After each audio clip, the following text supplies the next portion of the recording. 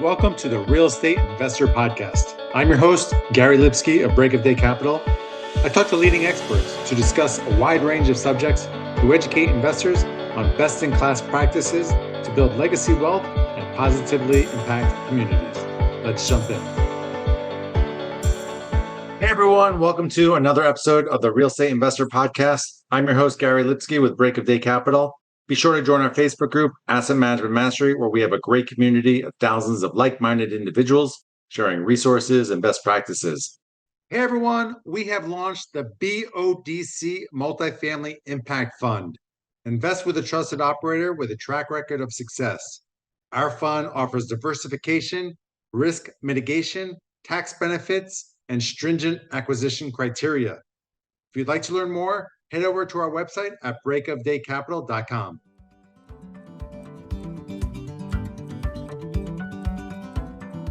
Choosing the right insurance coverage for multifamily properties isn't that complicated, if you know who to talk to. At the Garzella Group, we're uniquely qualified to help you navigate the range of policy choices you have, and we're committed to saving you 30% in the process. We do intensive market research and have nationwide relationships, so we can find coverage other insurance brokers simply can't. We should talk. Go to quotenow.biz and we'll start the conversation. Today on the podcast, I have Peter Eberhardt, who has a fascinating story. Peter became a nationally ranked BMX rider and started his real estate investing journey as a necessity to cut down on his living costs at a very young age. He was working 110 hours a week at one point between his regular job and driving an Uber for months to save money to buy more real estate. And he eventually retired from racing and got into multifamily full-time. Thanks for joining us, Peter. Can you start by telling the listeners a little bit more about yourself and what you do? Well, you kind of hit the nail on the head. I don't know what else more I got to say, but I appreciate that. I started out following a dream to become the best athlete I could be on the bike, moved myself down to San Diego. Every decision I had up until a few years ago was with the bicycle in mind, and including buying my first property, which got me started ultimately in the real estate space, unbeknownst at the time. Now I'm focused right now in Central California, any value add commercial, residential, storage, RV parks, you name it. Still trying to find my next deal in this environment, as you know, is a little challenging, so can't be too picky. But I'd say that that's kind of something that I find that I really enjoy, and that's what I'm moving forward all in. So I think you were at 21 when you bought your first house, and did anyone help you? That's just a huge thing for you to say, okay, I'm going to buy a house, and accomplish it, Again, I was just very focused on my racing. Kind of the longer story in that is that came down here to San Diego, and I very quickly saw how I couldn't really perform and progress in my training and my racing because I had to work so much to survive. And I started to work a lot of overtime just to pay rent. And I'm like, man, this just doesn't make any sense. Paying rent frustrated the heck out of me. And so I'm like, okay, well, what's my biggest living expense? It's my rent. So what can we do about that? And I said, okay, well, did some quick math with the little that I knew at the time. I'm like, if I can buy a 3-bedroom, I can get 2 roommates to pay my mortgage, and then I'll be good. I can work less, race more. That was the mentality. And at the time, Uber and Lyft were just sort of emerging as industries as a thing. And San Diego was kind of the first cities that I was introduced to back in 2015, I think, 2016. And so dominoes fell where they may. I found out about that, fell into that, and early on in my entrepreneurial journey. And I started making, I think about twice as much money on a weekend as I could at my regular job. So I thought at the time I was balling. And so I basically put my head down, and for 6 straight months, I was up to 110 hours a week. I would drive for 5 hours before I went to my day job. I would drive 5 hours after my day job, get a few hours of sleep. And I just did that week in, week out. And I had to get myself first out of $20K in credit card debt that I had acquired from racing. And once I had saved up about 30 grand to where I was really starting to place offers on properties, the market had increased to where I couldn't afford a 3-bedroom. I could barely afford a 2-bedroom, which straight up just pissed me off because in my mind, I had just wasted that time to save up when I could have been racing and not get my end goal. So I was like, man, do I still buy a property? What do I do? I ended up closing on it was a 2-bedroom condo in East County, El Cajon to be specific, about 15 minutes straight east of downtown. And after one roommate, I was paying about the same as I was in rent, which again pissed me off even more because again, no idea about real estate investing at the time. All I saw was my time was wasted being off the bike. So I just said, you know what, fine, whatever. At least I'm not paying rent. So at least I'm paying a little bit of principal. So that's cool. And I just got right back on the bike. I finally accomplished what I came here to do, which was to get nationally ranked on on the national circuit. And yeah, that's just kind of how I bought my first condo. I just drove Uber and saved. Well, I love that you were all in, and it was, what got you into real estate wasn't necessarily you wanted to be in real estate, but you're all in on your BMX, and that's what leads to success for no matter what you do. And then you stumbled into real estate and you found solutions.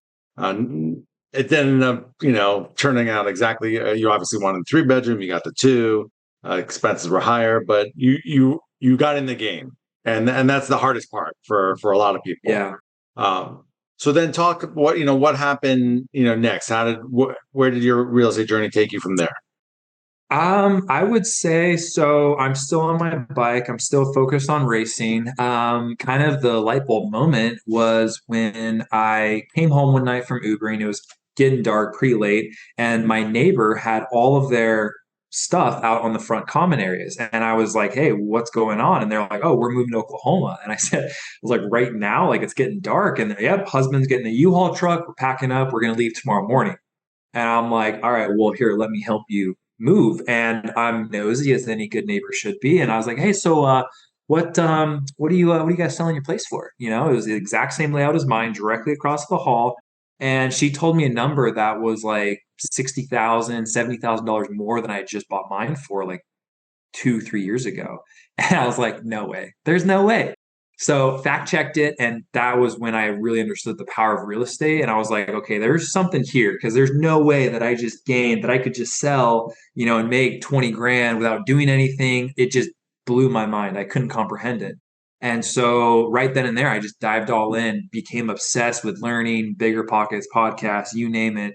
I had to learn more and to do something. And where I ended up was I got a HELOC on my condo. That was my seed money because again, I'm back in debt, right? Like in credit card debt from racing.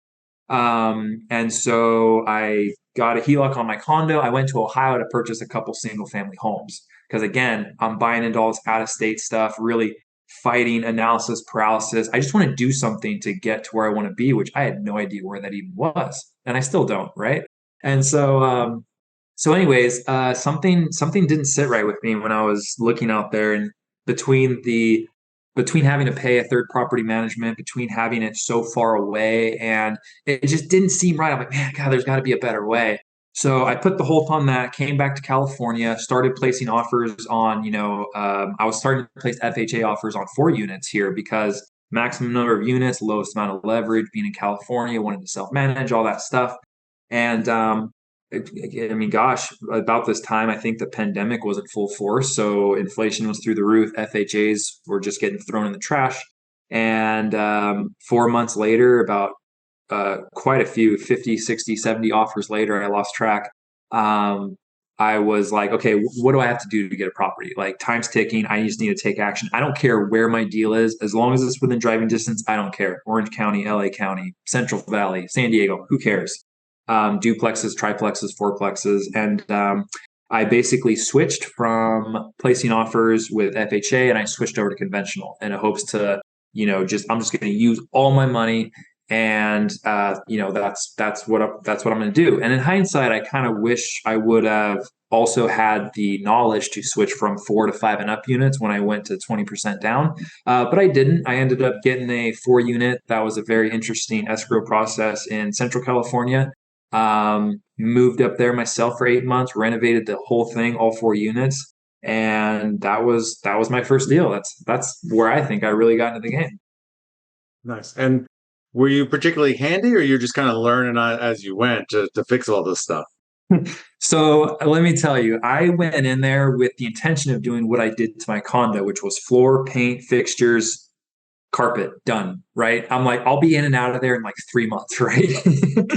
And I ended up fully gutting down to the studs, two of them, putting on a new roof, doing pretty heavy value adds to the other two units, had to evict a tenant during escrow, added in, brand new bathrooms, kitchen. I mean, you name it, we did it. New fences, all of it. And I went up there and went into it with the intention of anything I don't know how to do, I'm gonna hire a contractor to teach me and work alongside him, and I'm gonna do it myself, right? Because back then, I mean, I could find a pretty decent contractor for $350, $400 a day, which in my mind, I was way cheaper than that, right? I was like, I could do that for cheaper. And so that's what I did. And 1 month turned into 6 months, turned into, I think, 8 months that it took me to get all four units, ran out of money, had to bring in a private capital partner to invest with me with the deal to put in all this CapEx budget that I didn't really plan for. So it was an interesting project. Yeah, I did learn a ton, and even more so that my next door neighbor with an identical 4 unit was actually, he had just purchased his and was remodeling his at the same time. And he was way more experienced. He was doing open lay concepts, taking out walls. I'm like, whoa, that's crazy, right? And he gave me a lot of ideas that I implemented in mine where I was doing some things 3 times over. I think the first unit took me 4 months to get back online. The last unit took me like 2 weeks. So, that's just kind of how that goes. But yeah, I learned a ton. I outsourced about 15% of the work, plus the roof, of course, I put on the roof. But yeah, I learned a ton and got a lot more handy and bought a lot more tools. Nice, nice. And those are skills that, I mean, for the rest of your life, even if someone else is doing the work, if they're doing it right or you're wrong, and how long it should take, all these things that are really, really valuable that will play a role for you for as long as you do this. Yeah, yeah. And that was valuable to me. That was what I wanted.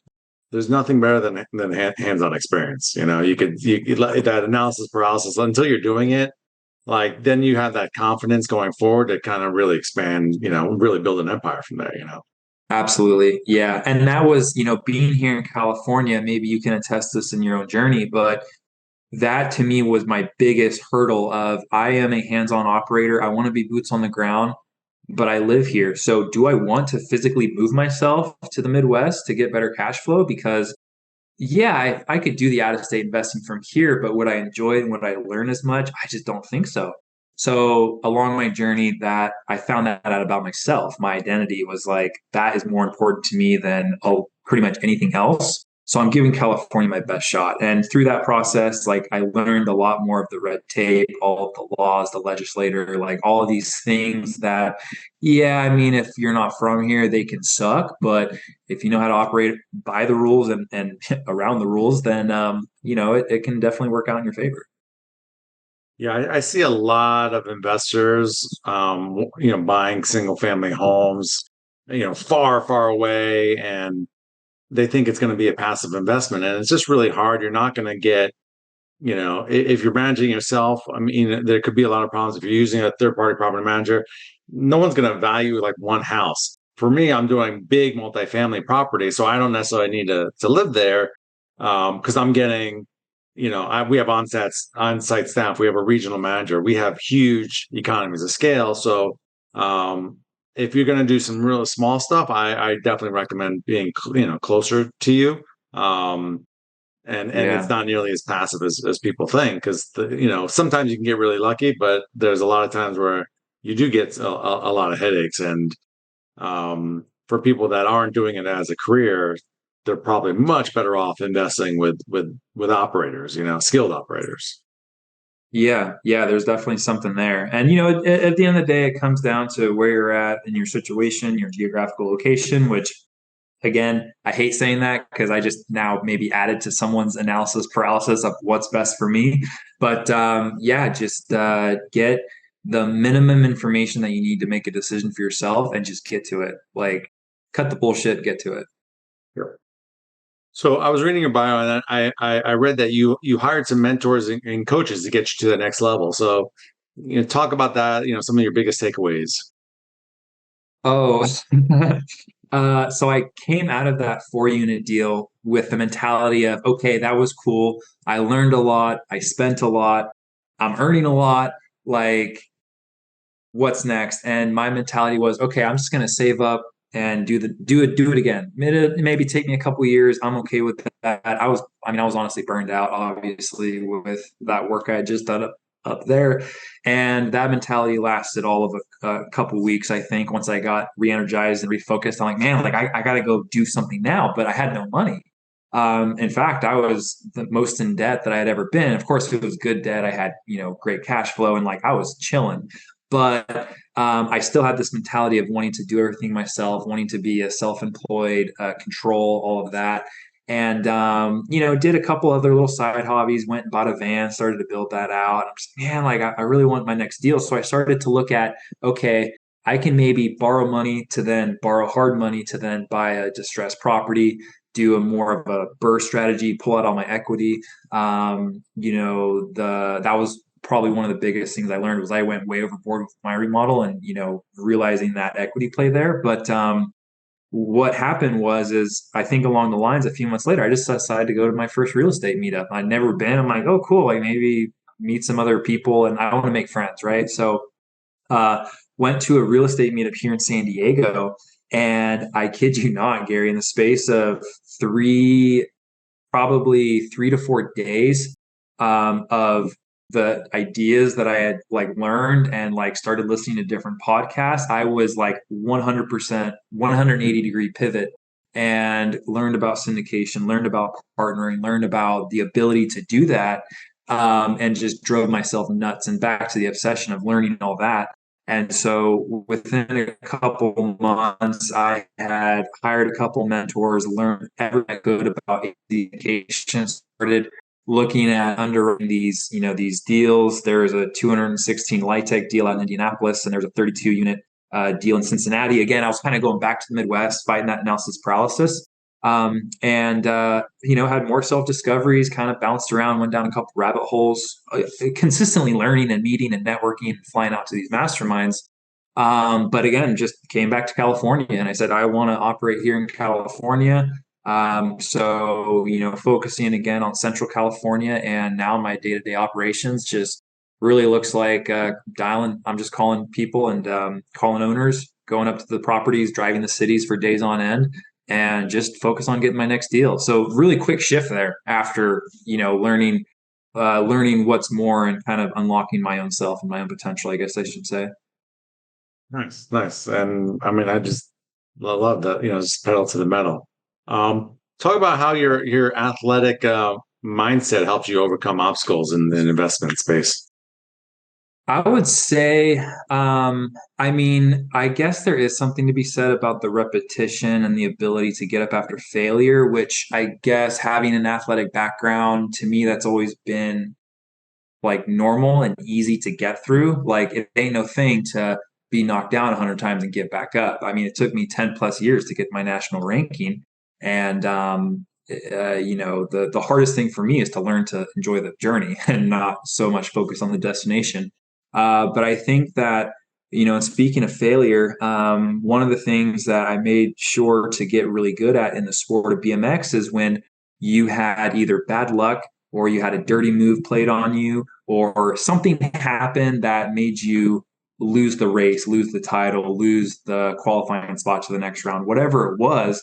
I remember one race in specific. It was the state championships in 2017, I think, and I had to get first place to get the championship. Like the way that the points just ended up, and I really wanted that championship because I hadn't won one in a couple years, and I'm like, my time's due, right? And so I remember I had a little bit of bad luck off the gate. I had a little equipment failure, which led me to be, I think, second place coming out of the first corner. And all the way through the track, it came down to the last corner. I knew the track like the back of my hand. I knew the exact setup that I was setting myself up for and reading the other riders' positions, and went for my move. I washed out, hit the ground, and there went the title. I made sure before I got up, like before I physically got up off the ground, I got myself off the track and just told the officials, "Hey, I'm good. I'm just going to chill out and catch my breath because I just, had a hard hit." But I made sure that by the time I got up and walked off the track, that failure of losing that race, it stayed on the ground. It didn't follow me off the track because I knew that I processed, hey, what happened? What could I have done differently? All the what ifs, right? Like, just, yeah, let yourself play all that out and then just leave it on the ground, get up and, look forward to next season. And that's what I did. And before in my racing career, that was not like that. I would kind of carry those failures with me longer, and that ultimately hurt my progress in the future. So I would say that's the biggest lesson I learned throughout my performance athletic career. Yeah, that's huge. That's huge. So Peter, I really appreciate you coming on the show and adding a ton of value on how your athlete mindset helps you overcome obstacles in your real estate journey. I'm going to be watching your journey. I think you have a tremendous future ahead of you. It all starts somewhere. We all start, single family home, and then it grows from there and whatnot. So that snowball will keep rolling, and I'm excited for you. And I'm sure you'll have a lot of success in your future. Please tell the listeners where they can find out more about you, and like any website, whatever. Yeah, hit me up on Instagram. Send me a message. Would love to connect. My Instagram is my first name, last name, which is at Peter Eberhardt, and probably should spell that out. So it's PETEREBERHARDT, D as in dog, T as in Tom, as my folks would say. Yeah, would love to hear from you. Awesome. Well, this is Gary Lipsky signing off. I'll be back next week with another informative episode on the Real Estate Investor Podcast. To all of our listeners, thanks for joining us. And if you like this episode, please head over to iTunes or Stitcher and subscribe, and leave a review, as it will help us reach more people. And if you'd like to learn more about what we do at Break of Day Capital, head over to our website at breakofdaycapital.com and sign up for our newsletter and fill out our investor application. We'll talk to you next week.